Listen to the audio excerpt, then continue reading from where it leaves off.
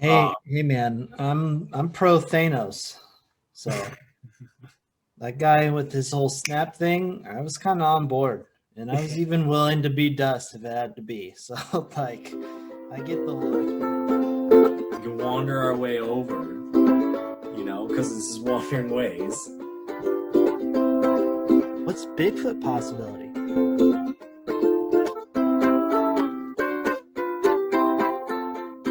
Clink. Clink. Hey, hey, hey. Welcome back, everybody, to another Wandering Ways classic. We'll call this one a classic today. It will be. It could be a classic. I don't know. I bet they're all classics. The reason I say that is because we talk about this every time. We do our bullshit up front. We tell you how we're doing, what we're doing in nature, because that's part of how we have these awesome experiences in our knowledge and what makes us experts in the industry is we're going out, we're experiencing thunderstorms firsthand on canoes, doing crazy stuff like that. We'll get into that here in a little bit. We're bringing you these stories firsthand, fighting for you guys because we love nature and we want you guys to be well versed in it, and we want to have these classic episodes. We have the Reverend here and Park Ranger Zach telling you guys all the cool fun stuff about nature that you learn, you hear about, and ultimately helps you decide what park I want to do, how do I want to do it, just based off our experiences, because we want to share them to you, because we try and get that holistic experience. We want those cool park lodges. We want those debate stories that we have for you. We want those experiences where we're on top of the world at Angel's Landing or the Beartooths at 12,000 feet up. We're going to bring that to you and share those with you because we appreciate you and we want you to wander on with us. Exactly. That's why we're just going out trying to get you guys to go out into this beautiful planet and take care of the planet too. We do what we can to take care of it. You know, I don't know. Have you done anything exciting lately? Oh my gosh, dude. I got some news for all you folks. I'm relocating base camp to Portland possibly, Whoa. and we're going to see a Bigfoot in the PNW, Bigfoot outpost as we call it, with some cool river views of the Columbia and Mount Hood. So got to be in nature. We're nature focused, nature first. It's going to be fun. So that's in the works. I just went up to Wolf Point, Montana, middle of nowhere, but you're out in nature, you're seeing the animals, they're right there. And then you got the big farms that are taking care of us, with the food and the wheat they make, all that great fun stuff. And then I've been canoeing and kayaking these last couple of days, mainly canoeing with Jared.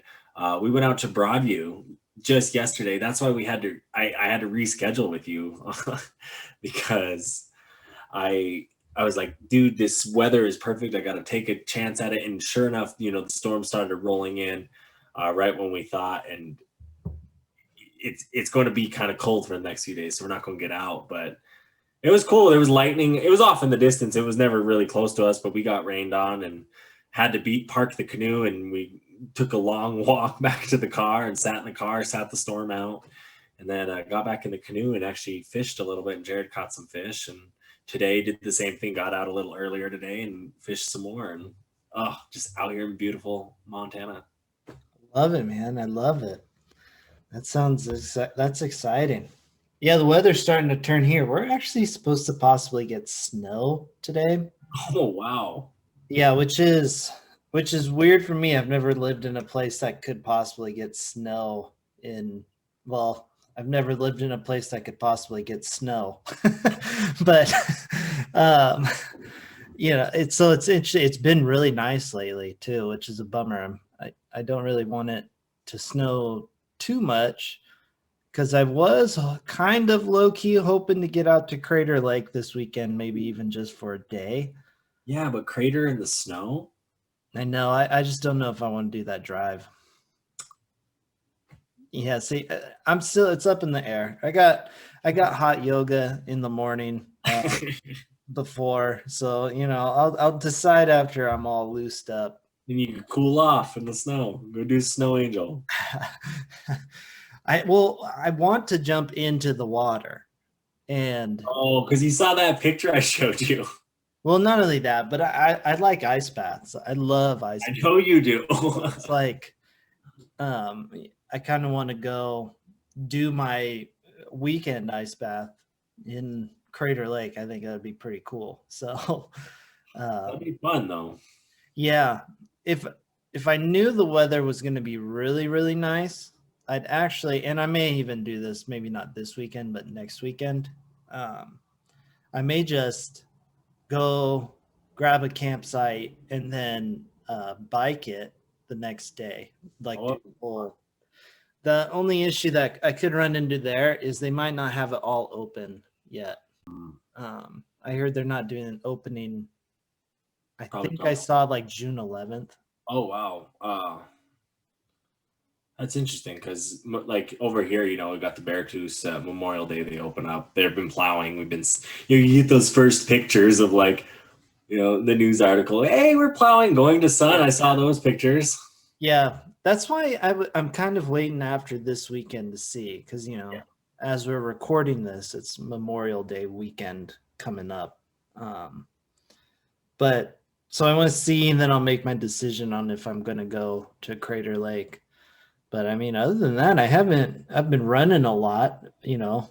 By the time this is coming out and everyone's hearing, hopefully been raising some money for the wildlife fund, the WWF. I think that's what it is. Very good. If you want, make sure go check me out. Yeah, WWF. Um, you know, go donate, help save some animals. Um, I'm thinking of doing some other kind of cool running like thing during that same time. That hopefully help out the oceans at the same time as helping out the animals. So stay tuned on the Instagram to check out what the Reverend's doing with his fitness, the wonderful world of fitness and nature. So exciting stuff in the works. But what's even more exciting than me running, and I know that's exciting, but the most exciting thing that's happening in the world is Zach and I are going to Hawaii. We got a big trip coming up, everybody. A big And one. we're excited. We're excited. Mark's never been, and I. This is the first time I think I'm going to Hawaii, and I'm not doing the touristy bullshit. Yeah. And that's fun. Don't get me wrong. Do Dole Pineapple Plantation. Go to Waikiki. See the shops at North Shore. Do all that fun stuff because it's fun.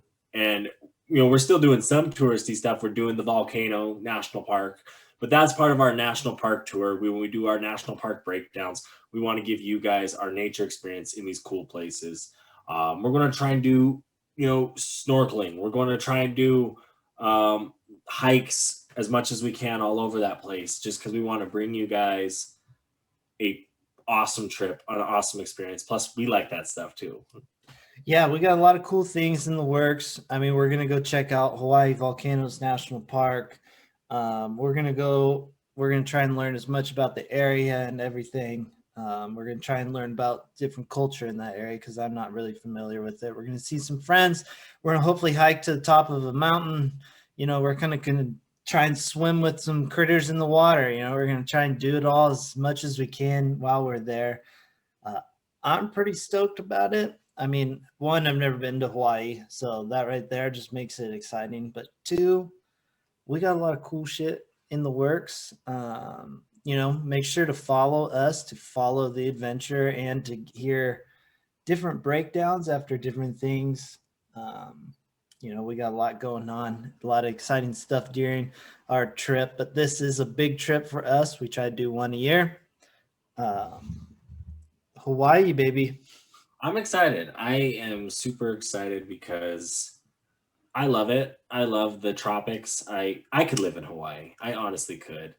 Um, I've tried to convince Thea to be like that, make that our spot, but she's too close to her family here in Montana, so we're gonna always have to keep a piece of Montana. But I like Montana too. And I'm just excited to go to Hawaii. I love the weather. I love the people. I love the culture. The Hawaiian culture is very similar to the Native American culture, especially how the U.S. government has treated the Native Hawaiians. And I it sucks. You had your lands taken from you and no compensation. Same thing.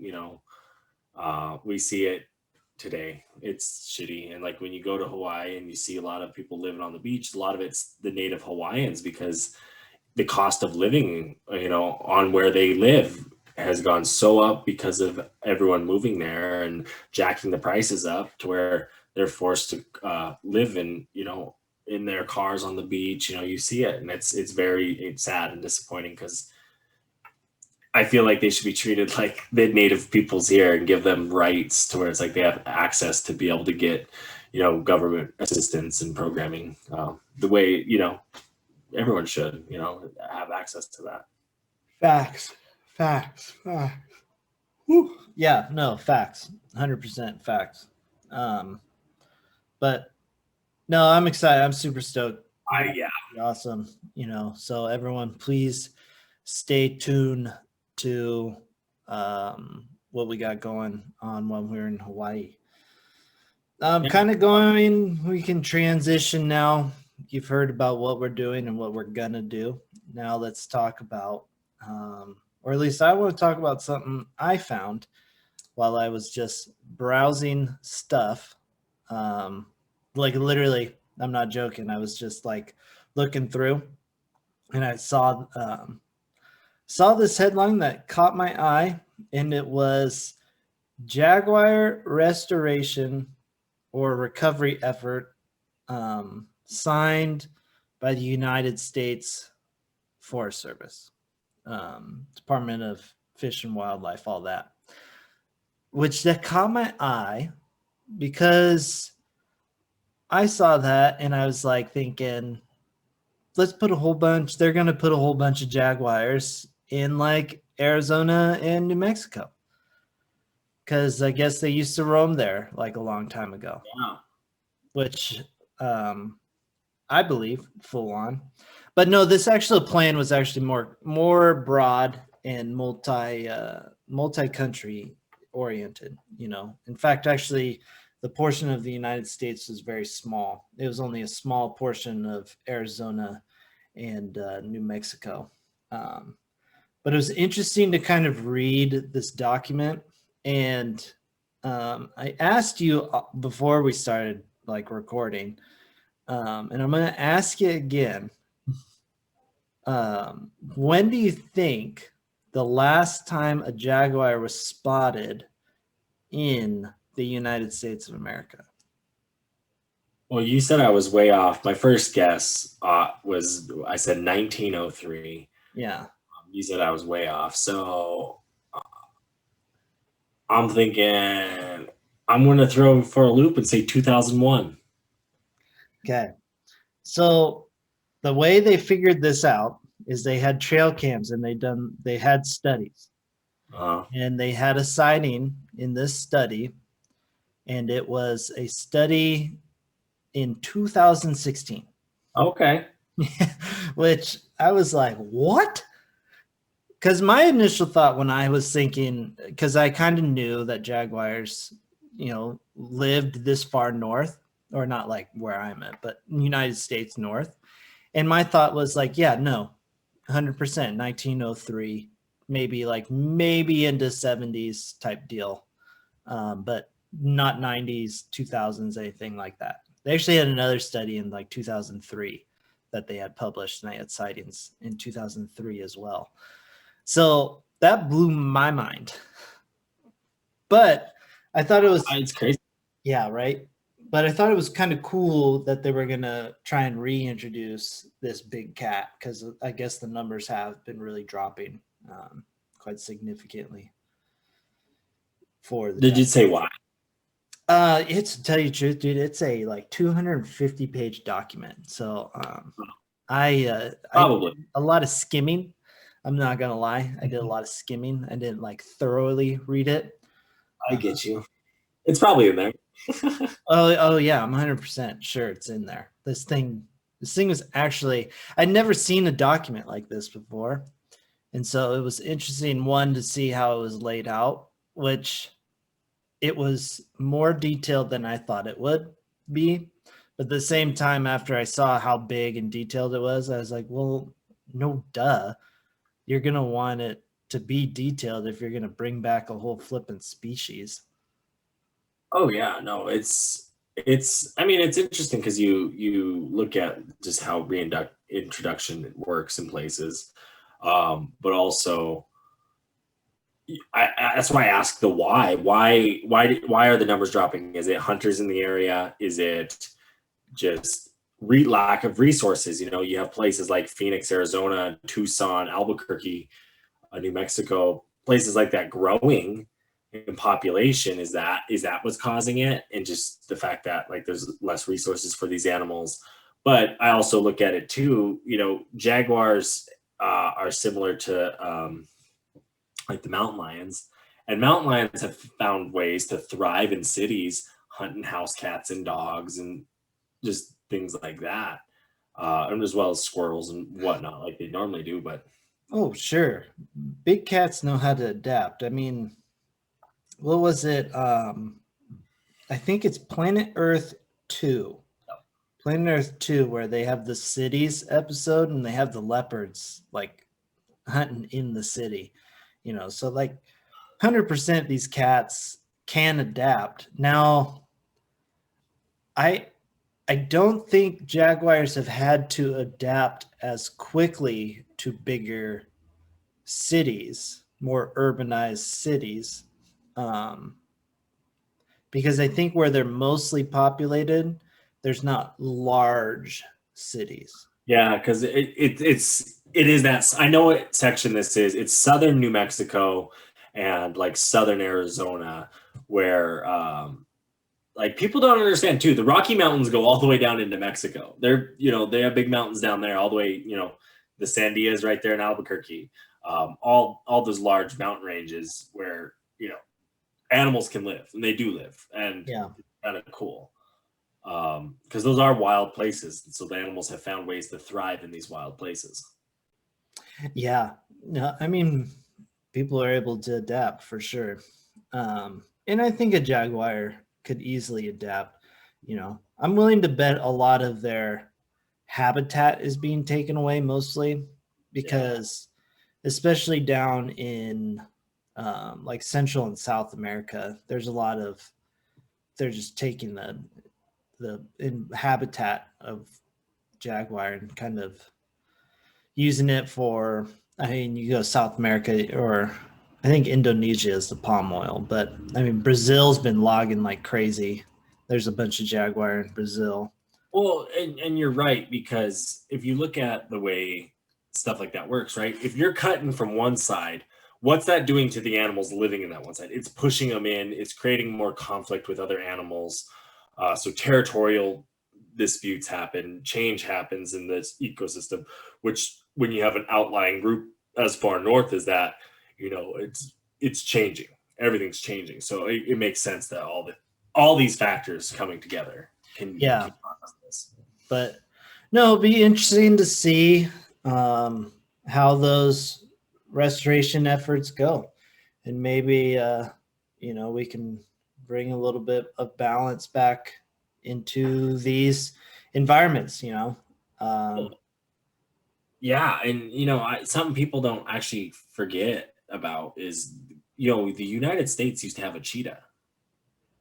There used to be a cheetah that roamed the grasslands with the bison and the antelope. It thrived off the antelope. That's why the antelope have no real like prey anymore. Predator.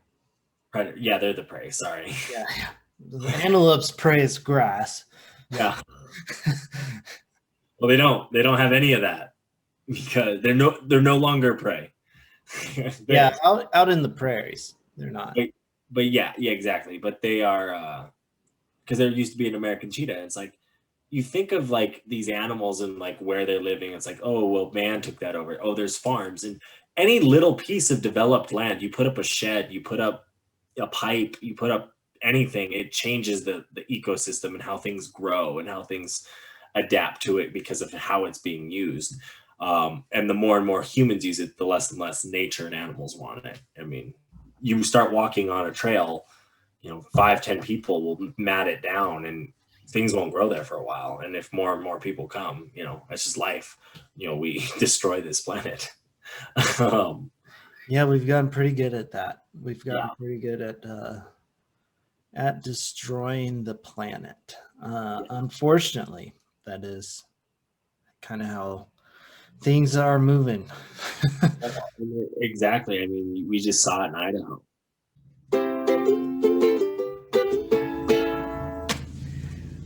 Thank you, Wanderers, for checking us out. Make sure that you are hitting that like button, that subscribe button, leaving us a review on the iTunes, on the Spotify's, or wherever that you are checking out this podcast today. We really appreciate it. Any kind of feedback, we love it. Make sure to check out the YouTube so you can see our beautiful faces instead of just listening to those beautiful voices. But hit the like and subscribe button there, too, to see all of the fun Wandering Ways stuff. Yeah, on the YouTube too. Make sure to check out those videos like Mark's amazing 30-day road trip where he lived out of the back of a Jeep. And if you want to commemorate it, go ahead and pick yourself up that Wandering Ways swag. In the Linktree bio, click the swag button. If you're just on YouTube or Google or some sort of thing, go teespring.com/wanderingways. You'll find us. You'll find socks. You'll find shirts. You'll find whatever you want to put our logo on, and you can have it for sure. And maybe you only like one of the Wandering Ways team members here, and you want to check out maybe just me personally, because obviously I might be the better one. Check me out, Reverend Marcus, on the Instagram, on the Twitter. I got some fun stuff there. Hey, and you might be into Jeeps. You could check out my Jeep, the Rougarou. You might be into adventures. Check out Zach of Wandering Ways. Who knows? You can find it all with us at Wandering Ways, the nature podcast. Yeah, let's keep wandering on. Yeah. We're seeing, that happen right now.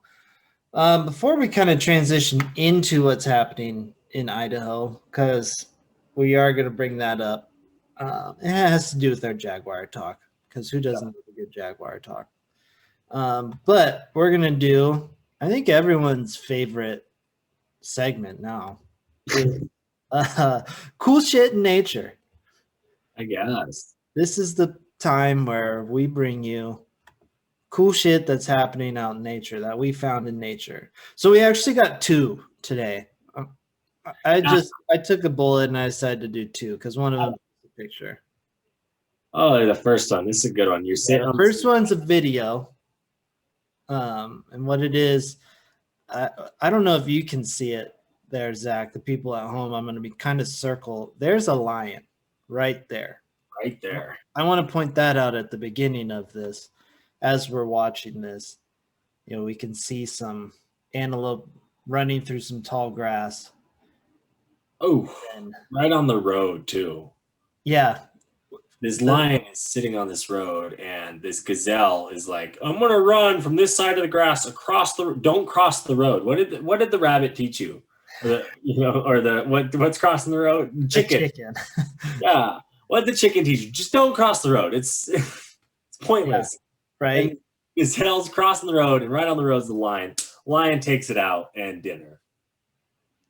What blows my mind about this is like the timing of the lion here. Oh, I know. Because the lion like zeroes in and knows this antelope's going to go and times its sprint to just whap it.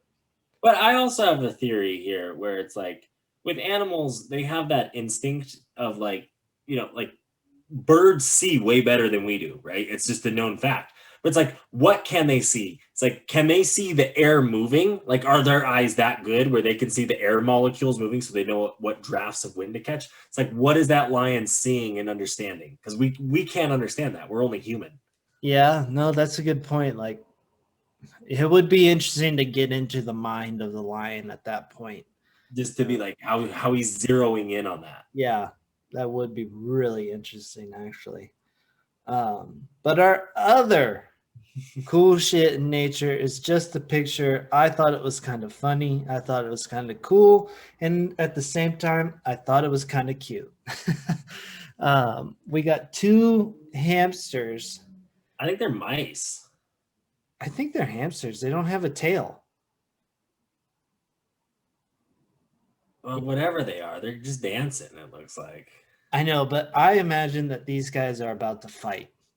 Yeah, Like, we're about to get, and literally the first thing that came into my head, and I don't know if this is right or wrong to think this way, but that song, because everybody was kung fu fighting. No, I get that. I totally get that vibe. You know, I 100% like these guys look like they're about to go. Or like rugby, like they're gonna play rugby. Oh, I could see that. But with that kung fu fighting song. Right. But no, these guys are, it's just a kind of a fun-esque picture. Again, everybody's favorite news segment, cool shit in nature. Right. It's a time where we get to see some cool shit in nature because nature's pretty cool. It is. It's a beaut. It is. But going into kind of the next topic is Idaho. We teased it about what we said, what's happening in Idaho. And Zach knows a little bit more, so I'm going to let you kind of take the reins on this one. Oh gosh, I mean, this is why I call this a Wandering Ways classic, because it's one of those opinions that I think people need to take serious, you know, because I've done a little research on a lot of this stuff. I feel like, last week Idaho Governor Brad Little signed into a bill that allows hunters to kill about 90% of the state wolves, which, I mean, for those of you who aren't familiar, Idaho is mostly Rocky Mountains. There's the Coeur d'Alene tribe is big there. The Nez Perce tribe is real big there. Then you have the Snake River Valley, where the Snake River goes, and Boise in there. And there's a lot of Mormon influence on both the politics of the state and the overall makeup of especially southern Idaho. Northern Idaho, for those of you who aren't familiar, that is very right winged.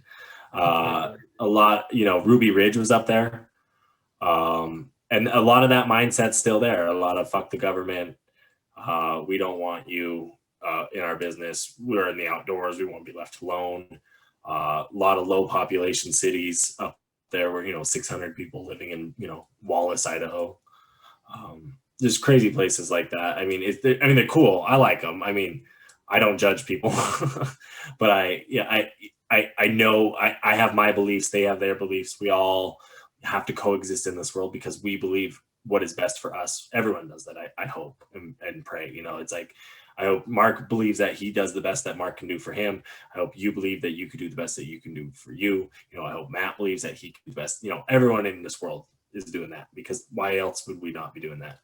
And it's just, I'm just explaining what Idaho's makeup is. There's a lot of actually retired racist police officers that actually have moved to northern Idaho. There's plenty of documentaries on that. The thing I want to point out with the the fact that they're killing 90% of the wolves, and they did a lot of work in the Yellowstone area, which is not far from Idaho. Well, Idaho takes claim to part of Yellowstone, so that's why I said it's not far from Idaho. But they did a lot to get wolves back into that area, and to see that now that state is going to be hunting them to essentially eliminate them. Yeah, that's let me finish this news article real quick, and just if you guys want to know my trusted sources, I went to school for a communications degree, and we did a lot of trusted sources when it came to news articles and stuff. I'm getting this from the Smithsonian magazine. So if you're not familiar with the Smithsonian, they own all our history.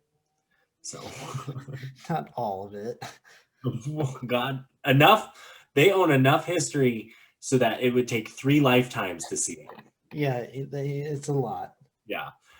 So the new law, SB 1211, so 1211, was supported by ranchers who say that the wolves threaten their livestock, and hunters who say the wolves have reduced the elk populations. Both of those claims are disputed by opponents of the new rules, who include scientists, conservation groups, and other hunting groups. Douglas Main reports for National Geographic. The new law allows anyone with a wolf hunting tag to kill an unlimited number of wolves and lift restrictions about how those animals can be killed. It also increases the state's budget for hiring private contractors to kill wolves. Okay? So basically, it's open season on wolves in Idaho. Yeah, it really is. And that's fucked because what is exactly, we talk about this with Seaspiracy, and we talk about when you reduce the sharks, right? And then the sharks go. What happens when the top predator goes? Well, the next thing goes up. So the elk, right? The elk start getting bigger populations because the hunters want them. You know, they don't compete as much with the wolf as the cow. You know, the cow competes with the wolf more so than the cow competes with the elk. You can have more elk because the hunters will be benefiting from it. And it creates that domino effect, right? Because what happened the last time elk were overpopulated? The honeybees started going extinct. And what happens when the honeybee goes extinct? Well, the honeybee's still going extinct. Well, in Yellowstone, it was proven, scientists have proven, people who have studied this stuff for their entire life have proven the honeybees have came back because the reintroduction of the wolf in Yellowstone. Okay? They're increased in Yellowstone, but their bees are still dying at an alarming rate. A huge alarming rate across the whole country for various reasons. Yeah. Which another one of those reasons is overgrazing due to cattle, which cattle is a European animal existing in North America. Okay, we will get to that point here in a little bit, but I want to focus on the wolf and the importance of keeping them around, because the wolf keeps the elk populations moving around so that they are not overgrazing. So if you eliminate, watch Idaho, they're going to eliminate the wolves, and the elk hunters in the next few years will be requesting, or the farmers will be requesting damage hunts. And what damage hunts are when the elk are overeating the farmer's grass. They're like, hey, look, we have our hay bales here on the side of the road. These elk are eating them, and we can't, we need this because we're the lifeblood. This hay feeds the country. Our grass feeds the country. All that, right? When you have these elk eating the farmer stuff. Okay. So then they request the damage tag. So what does each farmer get? They get the tags, and they can sell them for thousands of dollars to a guy in New York, a guy in California that wants to come hunt their Idaho elk, their trophy elk. So they're doing it for themselves. They're not doing it for the benefit of anyone else. Follow the money, people. Just start with A, go to B, go to C, and follow the money, because that's what it's about. Why are the ranchers supporting it? Why are the hunters supporting it? Because they're benefiting. And I mean, they're doing what it takes to feed their families, but they're not looking out for the common good of everyone else. And having the wolf, I do agree, we need to keep the wolf populations controlled, not at a 90% rate. Yeah, there's two things about that law when it comes that really, there's two things in there. Well, I guess there's three things more so that really kind of get me about that law, that stand out more to me in terms of concern. The first one is 90%. I feel like that's a lot. 90% is. That's a lot for an animal that already doesn't really have a whole lot there. You know, it's not like we're talking about hundreds of thousands of wolves in that. Then 90%. I mean, that's a lot of wolves if it was over 100,000. But there's not a lot there. They're kind of already barely kind of hanging on anyway. So that's one of the concerns. The other concern I have with that law is if you have a tag, you unlimited amount of wolves. Like then it becomes, well, how now do you manage the 90%? Because unlimited and 90% are two different. Exactly. You know, when you're going 90%, it's like you're almost trying to get rid of all of them. So that's my second kind of concern with it. And I think if we, you would hear the other side's argument, essentially. I think that would be that 10% is in those controlled areas in select national forests around Yellowstone Park or around certain forests where there's already those protections for those select packs of wolves. And that's why like the unlimited number is for it right here. It says, new laws allow anyone with a wolf tag. So they only are going to allow a certain amount of wolf tags to be thing. But if you have that wolf tag, you can get as many wolves. Yeah. So it's whatever law, because they're probably, it's probably saying like there still are those protected hunting zones, because you have to have a tag. So your tag limits you to a hunting district, right? If I have a bison tag to hunt in Yellowstone, right? You're not allowed to go in the park boundary, but there's a section north of the park by Gardner, and there's a section or by West Yellowstone you can go hunting for bison on national forest land, public land, private land if the private landowner is allowing you to hunt on it for bison. Right? So I'm assuming that also works. So it's like, if there's a bison up in Bozeman, you can't shoot it because there's no regulations for shooting a bison, if it was up in the national forest for some reason over there, right? Yeah, I get your point. And I guess I'd have to actually see the tag, the wolf tag. And the regulations behind that. Yeah, so I kind of get that, but still 90% of a population, that's 9 out of every 10. That's leaving one. And then the other thing that concerns me with it is the allowing, I believe it was the funding for the state to get private entities to then shoot these wolves. Yeah, private contractors. Yeah. So increasing their budget to do so. Yeah. I don't understand that one mainly because if you think about the hunting tag system, isn't that technically a contractor? Because you have bought a contract or a tag, right? I don't necessarily know how their hunting laws work in Idaho because different states have different hunting laws.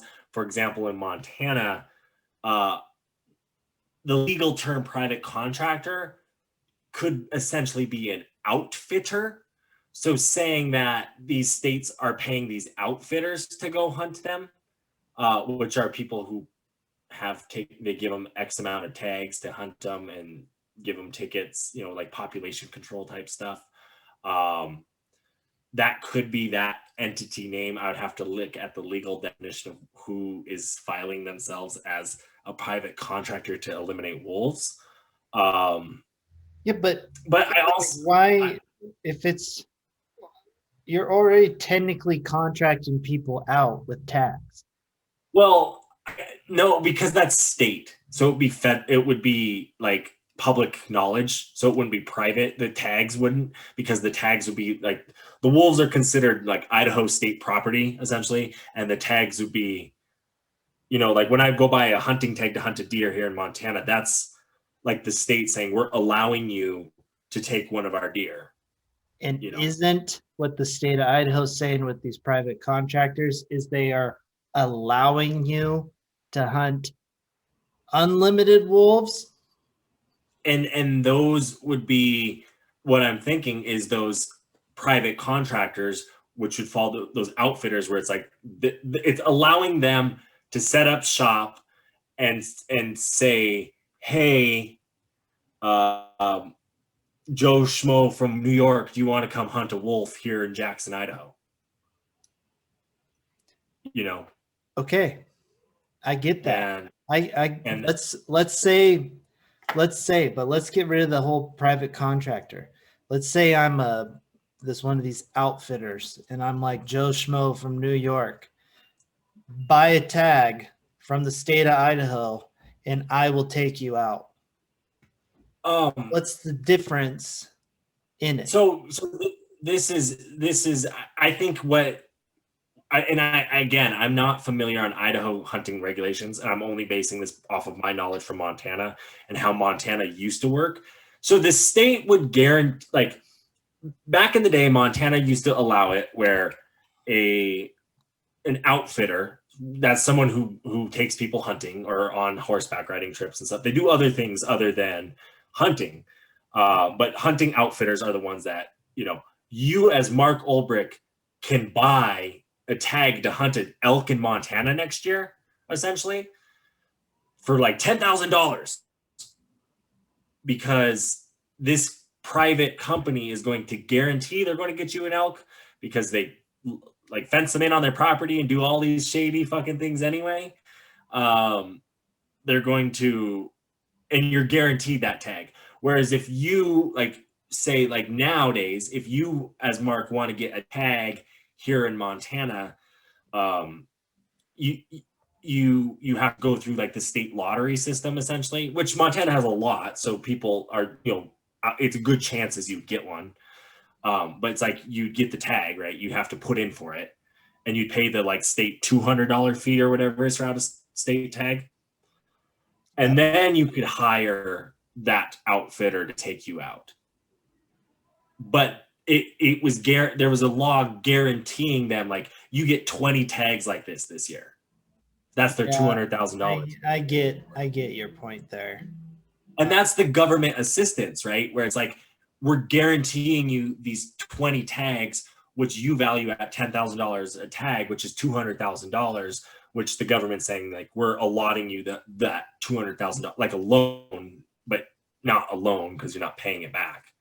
It's like that tax break to get those tags. It's kind of dicey.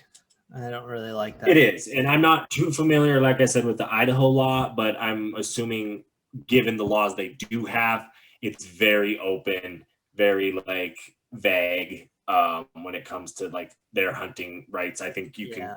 I think you today, if you wanted to go hunt an elk in Idaho or a deer, you could find a place and they would charge you the X amount of thousands of dollars. Yeah, it seems a wee bit dicey to me. Yeah, I'm not gonna lie.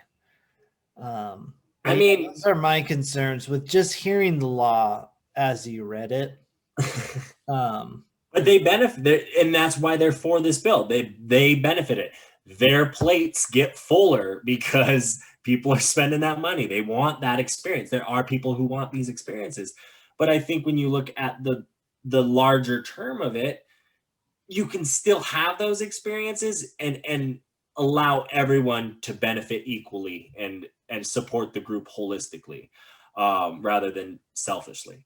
I think I look at there's a guy, and he's actually the outfitter we used for the bison, but he does not get you pay the thousands of dollars for his guide, and they will do everything they can to help you get a shot off at an elk, but it's all on Forest Service land.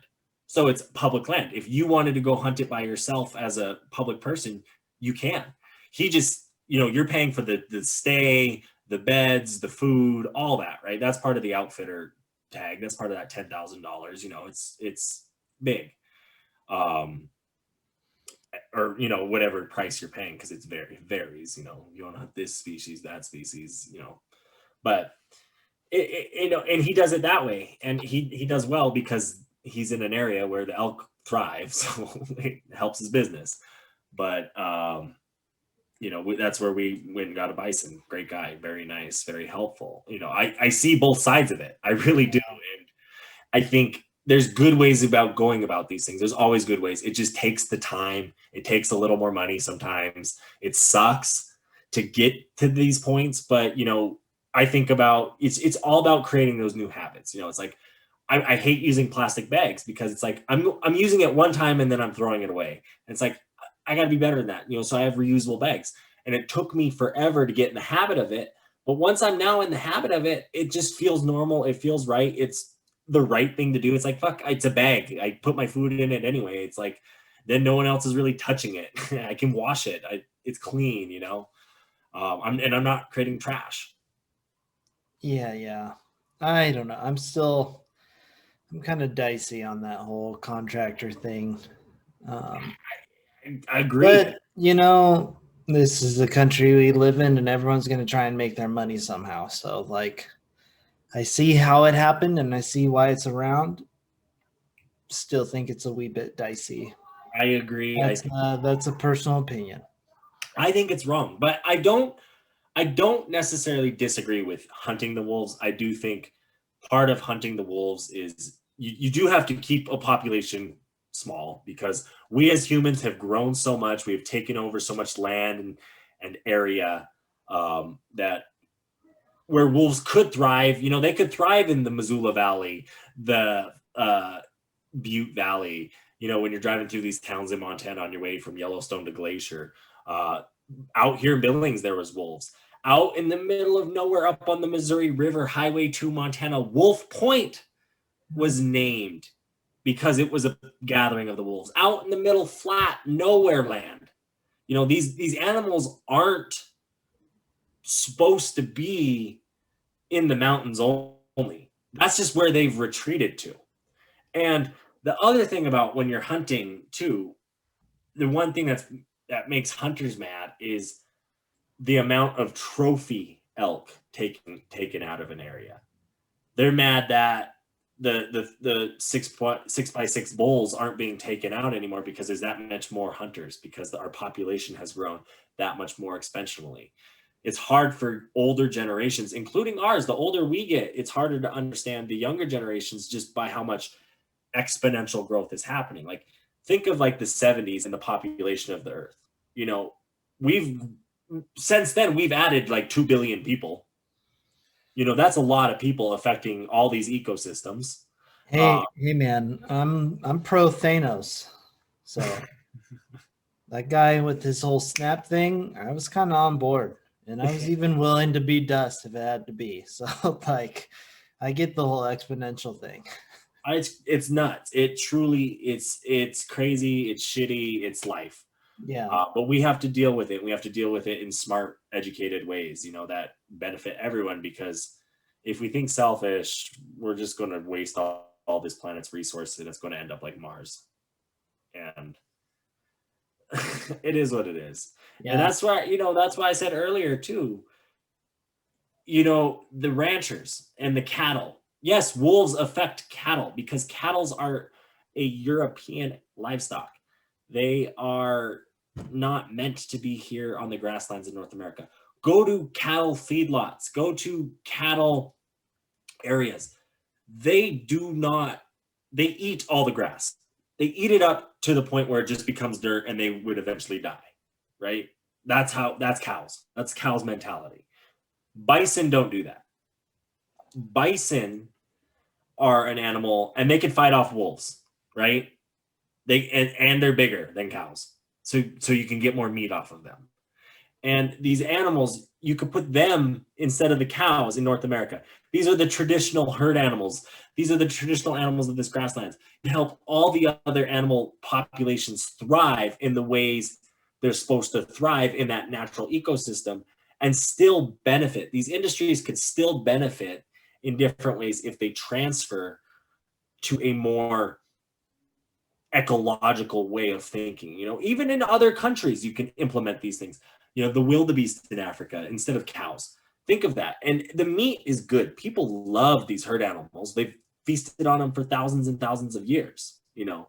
And that's what also makes cultures fun and exciting and important. You know, we've really adapted to this European way of thinking, but we're worldwide now. We don't need to think one way.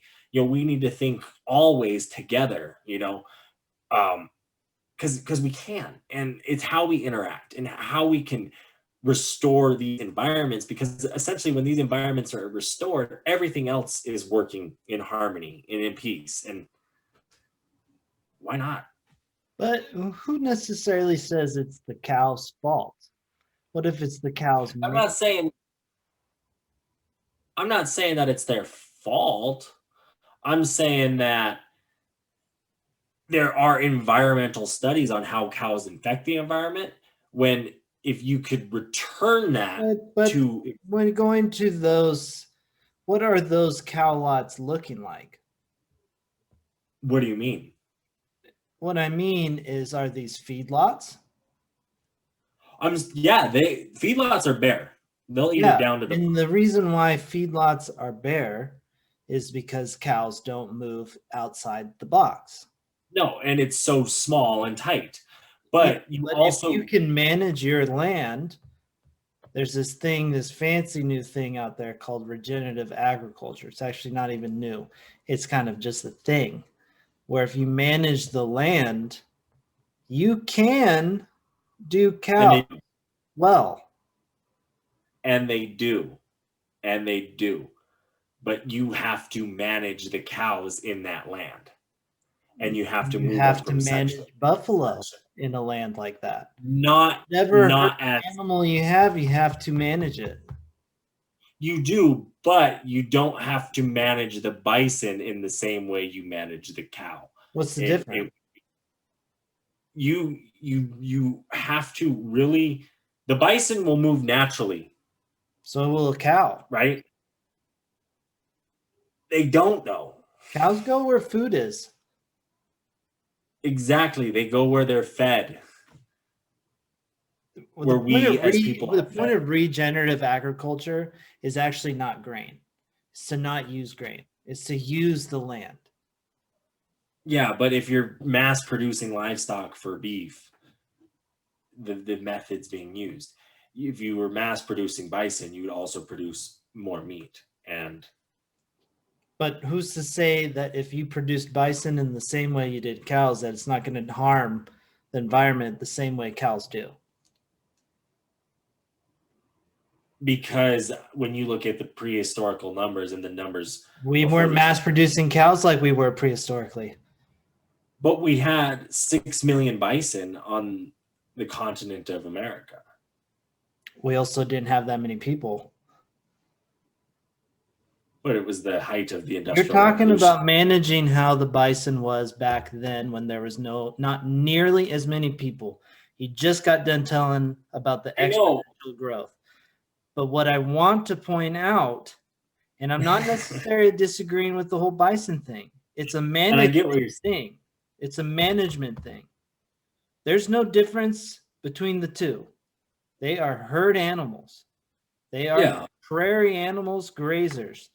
You can manage them the same way and you can get the same results out of it. No, okay. Fine, fair. A bison will stand up to a wolf better than a cow. That's true. All right. I'm not disputing that, but don't. They are more designed to.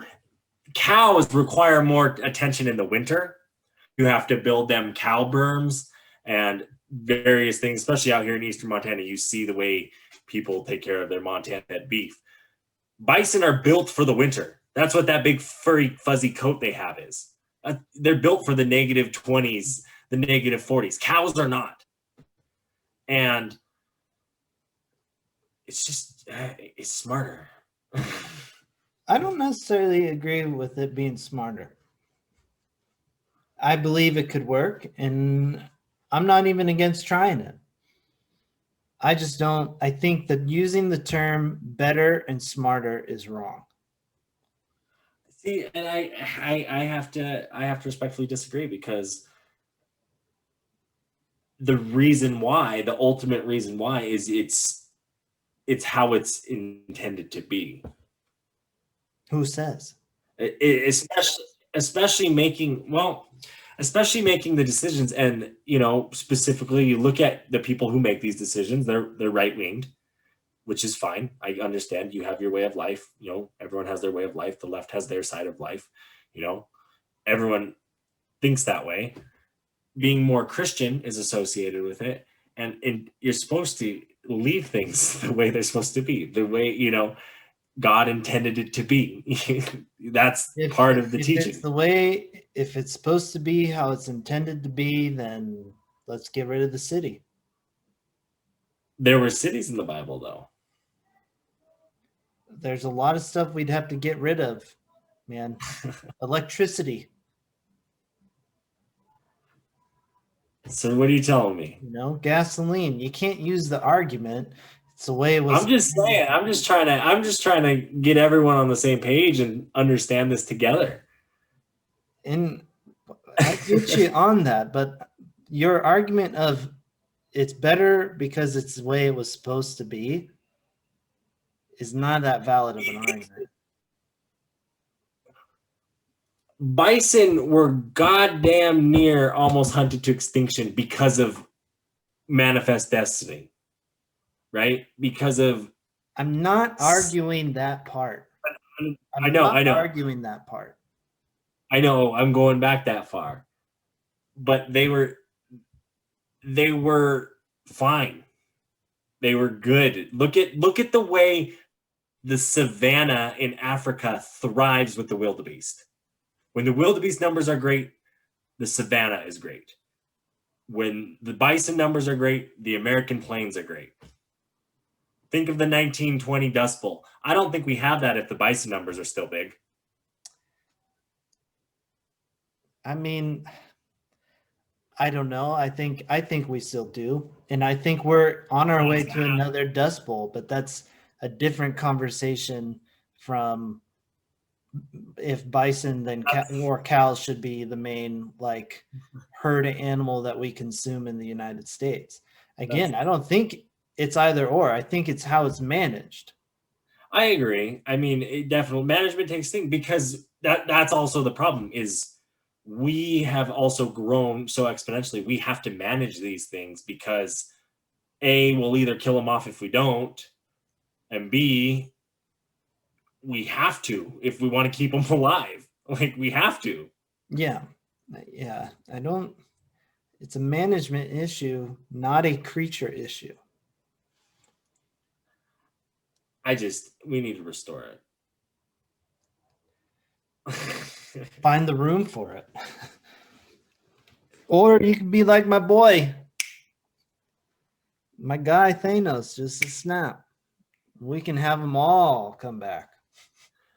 Yeah, I mean, I don't know, man. And we live to stay alive, to fight for all this stuff, to end it with death, to not really necessarily know what's the next step. We have that hope, that understanding, what's the Creator got going for us. So we'll figure it out. Hopefully, if not, well, it was fun. But that's why we love nature, because I think I like nature because it gives us these experiences. Because when I look at the bison too, I've seen bison come back to support one another when the one is shot and hunted.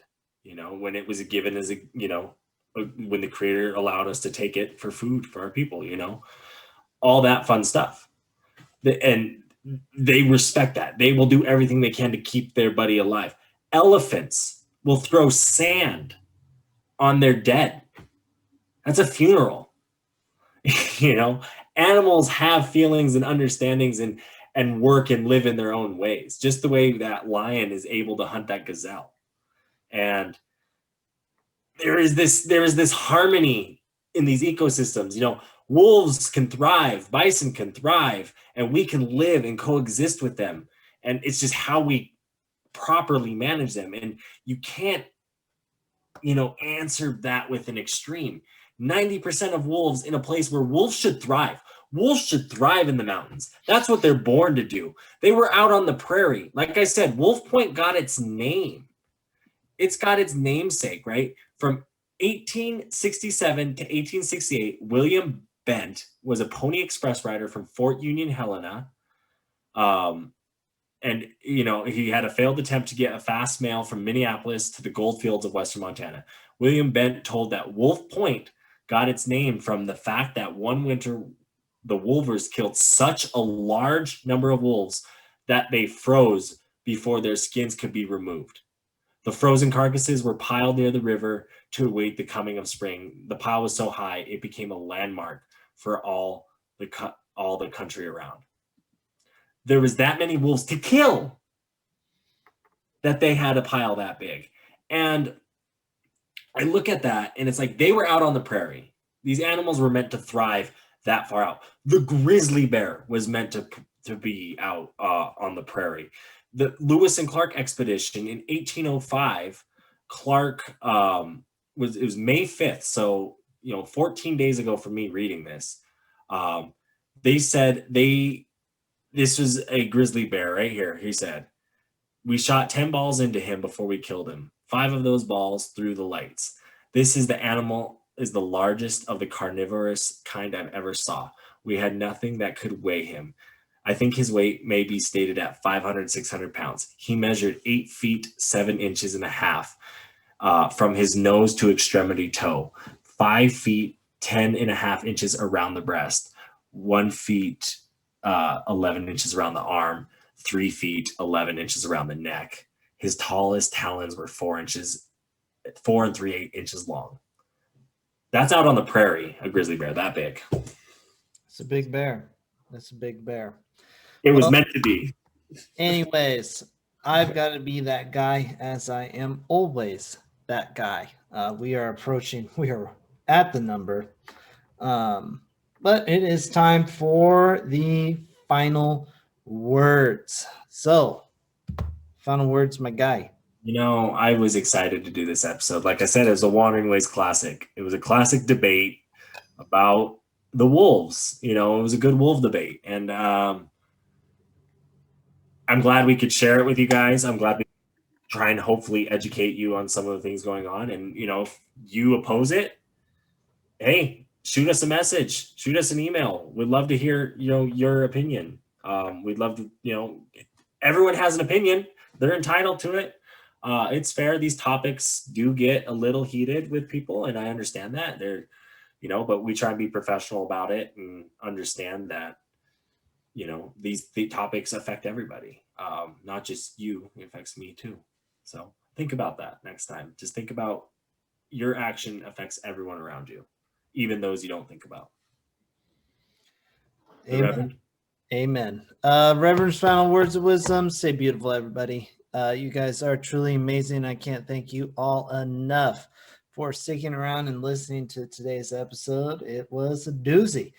But that being kind of said, I joke about my guy Thanos and his whole snap thing eliminating.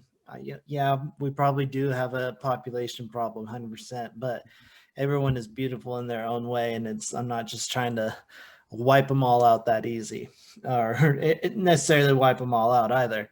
But ELE, everybody love everybody, and stay tuned for some Hawaii stuff, everybody. Peace out, everybody. Bye.